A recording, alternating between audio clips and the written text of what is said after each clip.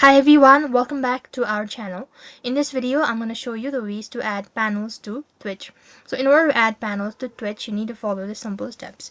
So first thing first, go ahead and open up your twitchtv.com. So type in twitchtv.com and log in into your account by entering your credential. Once logged in, that's going to take you to the home page, which is going to look something like this.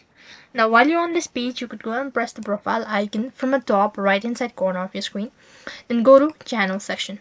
While you're on the channel, you could see this sort of interface. Scroll down a bit, you can find your profile info. Next thing you want to go ahead and click on About. Once you click on About section, scroll down a bit and you can find this option to edit panels.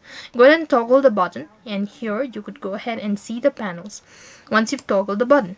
As you can see, these are all the things. So to edit a panel, what you need to do is, so to add a panel, you need to first of all type in the panel's time and all that.